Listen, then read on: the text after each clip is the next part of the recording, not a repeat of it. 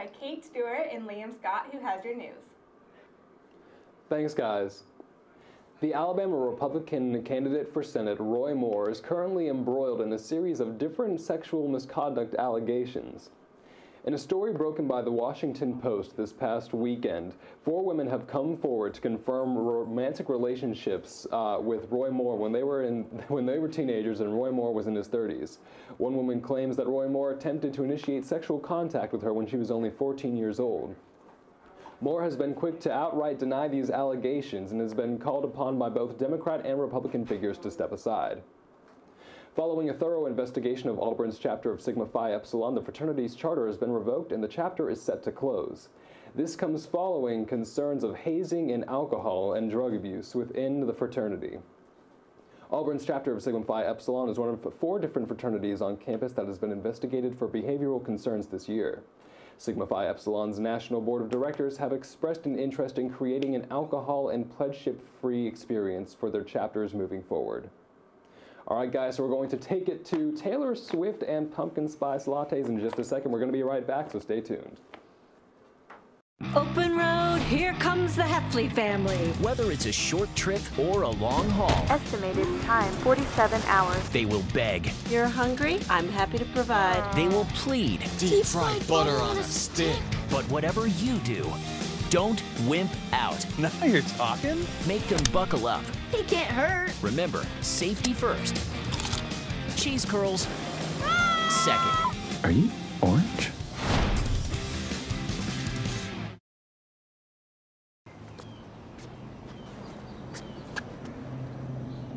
Here is my handle and here is my spout. When I get all steamed up, then I shout. Tip me over and pour me out. Oh. It only takes a moment to make a moment. Cheers. Take time to be a dad today.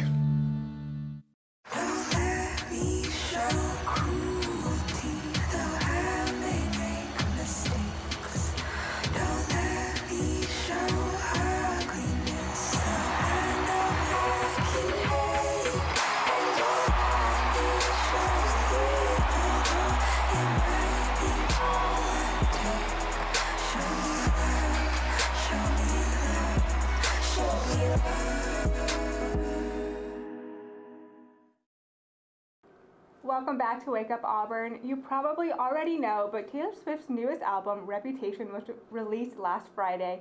The album sold over 700,000 copies on its first day, according to Billboard, and it's just going to keep selling. Swift is predicted to sell over 1 million copies in the first week, and if it breaks 1.3 million, it would be Swift's largest sales week in her career thus far. She isn't stopping there, though. Taylor just released her 2018 North American tour dates this past Monday, and where is she headed first? Glendale, Arizona on May 8th. I don't know about you, but I think that's a strange city to kick it off. Yeah, me too. You would think like New York, because she's so like into her New York life, or like maybe LA, big music place. Or Nashville, you know, bring it back home. I know. I don't know. But either way, I'm just happy about the tour. I hope I can get some tickets. Me too. Have you heard it yet, Liam? I have not. I read a review from the website Pitchfork where they gave it a 6.5, but they're really pretentious, so like anything above a 6 is like basically perfect. So I've heard good things. So after the show, we're gonna have to let him listen to ours, right? Yeah. I've heard what somebody said the song, like, God, I don't even know the name. Somebody was saying something about like there's a really good song on there. Probably Delicate. Delicate, yeah. Okay, excuse me. That was it. My favorite. I knew there was like 3 syllables. That's I know that much.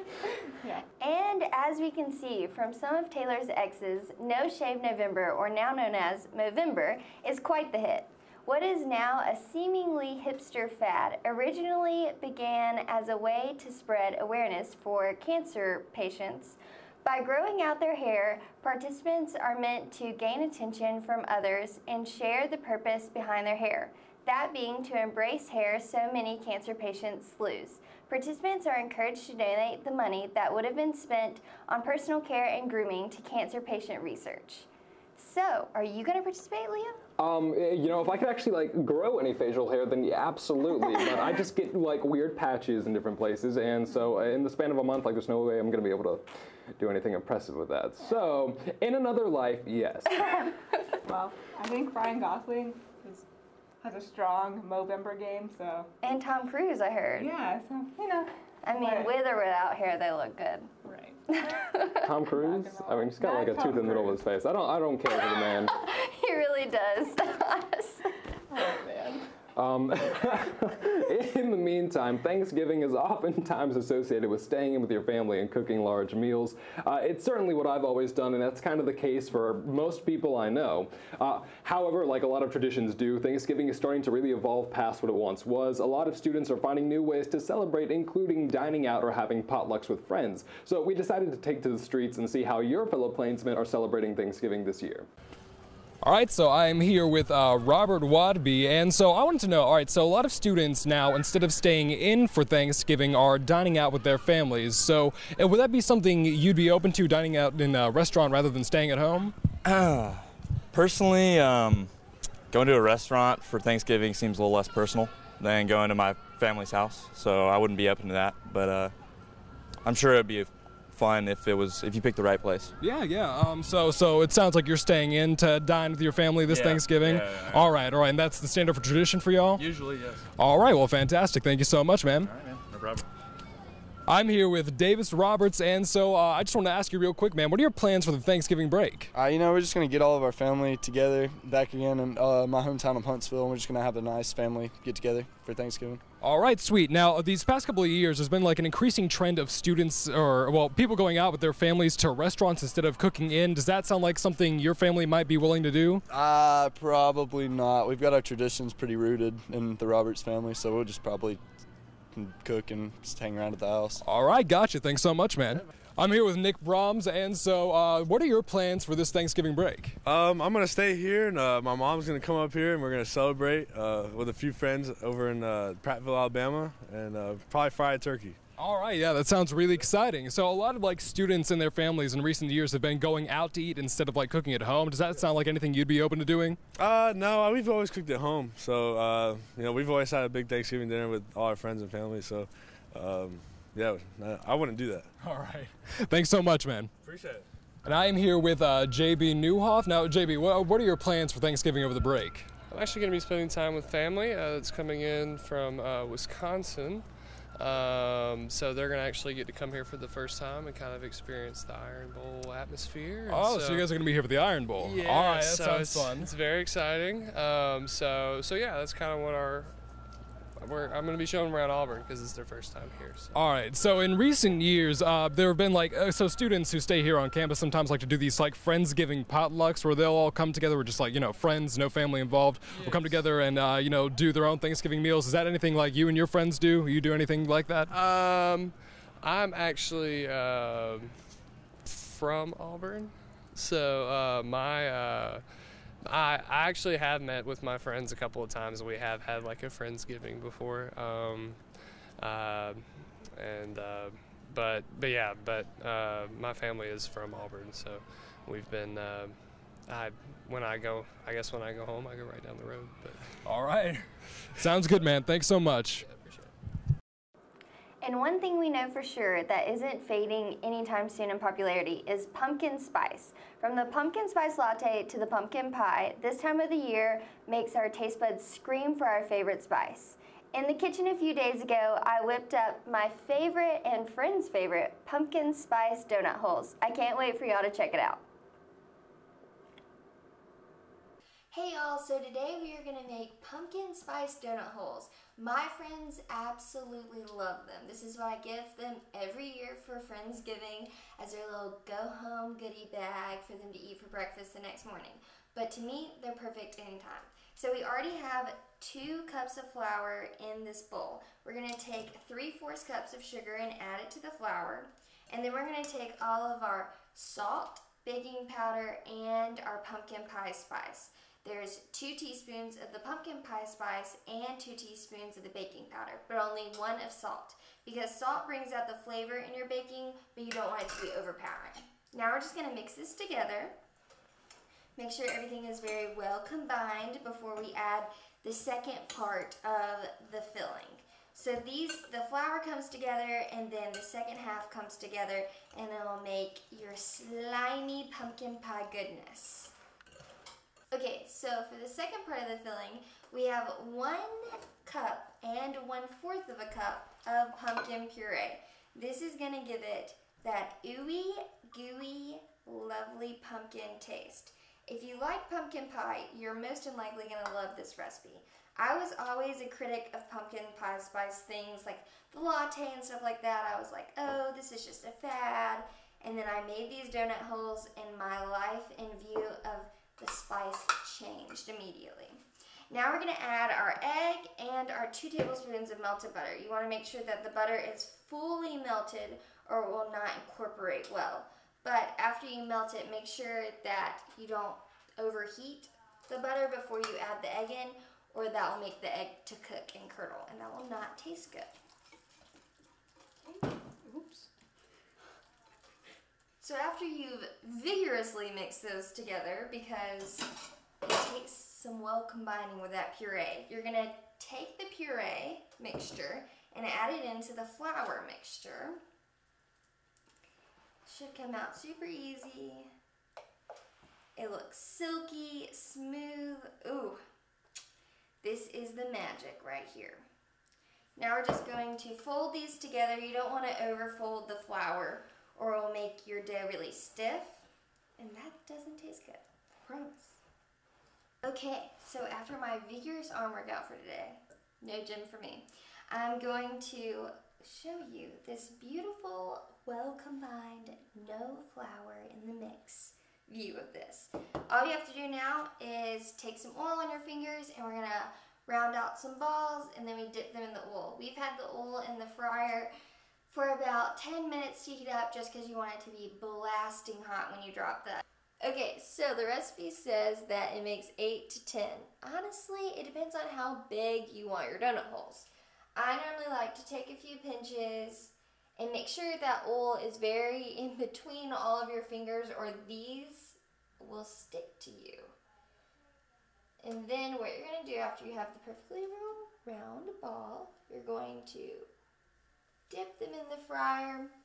In the fryer it'll take 3 to 5 minutes probably, and I would only put 3 to 4 in there at a time. So we took our donut holes out of the fryer. They look golden and perfect. They're really light and fluffy. They're gonna be delicious. So what we're gonna do now, when you take them out of the fryer, make sure you either put them on a glass plate with a paper towel over it or go ahead and put it on a paper plate so the oil soaks up.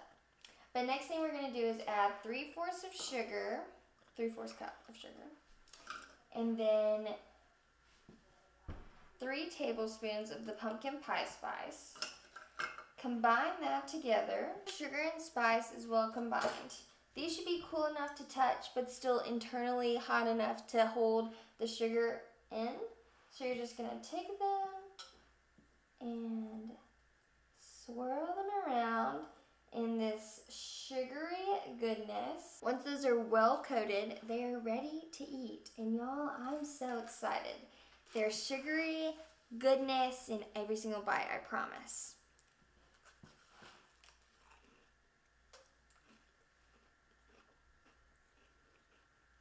Delicious. So I hope y'all get to try out the recipe of these donut holes. They're delicious. Make them for your friends and family. The recipe will be on the website. And I hope y'all have a happy Thanksgiving. See you soon. Patriotism. It inspires passionate debate. It's worn like a badge of honor with good reason. Because it means love and devotion for one's country. But what really makes up this country of ours? It's the people. To love America is to love all Americans. This year, patriotism shouldn't just be about pride of country. It should be about love. Love beyond age, sexuality, disability, race, religion, and other labels. Because love has no labels. It's a beautiful day out here. Sunny today with light breezes, giving way to clouds in the afternoon. We could see some light precipitation to moderate precipitation later on, followed by powerful storm-like conditions. 90 miles per hour winds are expected. Authorities are asking everyone, stay indoors. Come on, that's it. Let's go.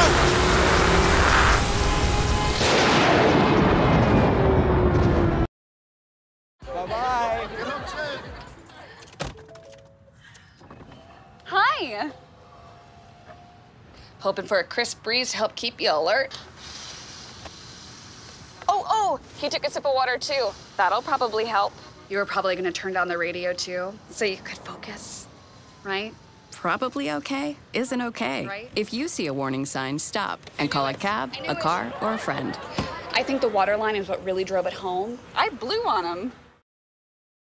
Welcome back to Wake Up Auburn. You probably have seen this on your Facebook feed, the One Chip Challenge. The chip company Pocky is challenging consumers to try the spiciest chip in the world. Today, while we don't have Pocky, we do have Hot Cheetos and Chester's to give the One Chip Challenge a whole new twist. Let the games begin. Okay, are y'all ready? Yeah, so. Yeah. Hopefully these aren't as spicy as the Pocky chips, because I saw that Shaq ate the Pocky chip and started crying. So we do have milk. Yeah, they'll be okay. I somehow doubt that Cheetos are going to be quite as spicy. I don't think Cheetos would make Shaq cry. You never know, though. You never know. All right, should we do the same one at once? Yeah, for I sure. guess so. Do the same one, yeah. All right. So Chester's is first. I like it. It's not too spicy. 1 to 10, I would say about 2, honestly. Oh. Yeah. It's definitely kicking in a little bit, but like. Oh, there it comes. Maybe 3. It's not too bad. I could do another one of these. Yeah, that's good. All right. Should cool. We're going to move on to that Cheetos? Cheetos. All right. Y'all got it.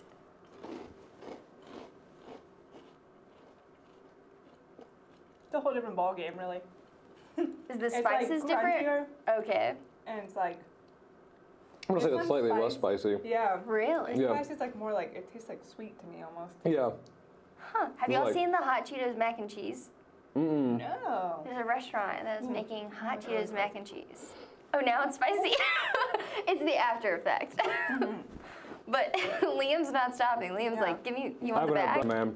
I'll eat. All right, so if you had to eat another one again, which one would you do? Honestly, like, what are these? The Chester's? Chester's. I think these are good. Chester's too. Honestly, I can keep eating these all day. Breakfast for y'all. It's fine. All right, so now on to what's viral. Have you heard of lions in a cage? Yes, but humans in a cage? This is new. Lion 360 is a new experience that was launched at a South Australia open range zoo. Visitors walk through a tunnel. Basically, humans are in the cage instead of the animal. This attraction allows for people to emerge within one of Australia's largest lion prides. Honestly, I think this is a very eye-opening experience, and I wish I could hop on a plane today and go. Yeah. It kind of scares me, to be honest, but I like the whole idea that, like, you know how they feel in a cage. Exactly. Because, like, at a zoo, it kind of makes me sad to see them be in this cage, so then you kind of, empathy, you can get that from them, but at the same time, I don't know if I want their claw, like, I don't know. That sounds like a good time to me, actually. I like zoos. I like lions. I mean, I'd be willing to pay a visit. Is lions your favorite animal?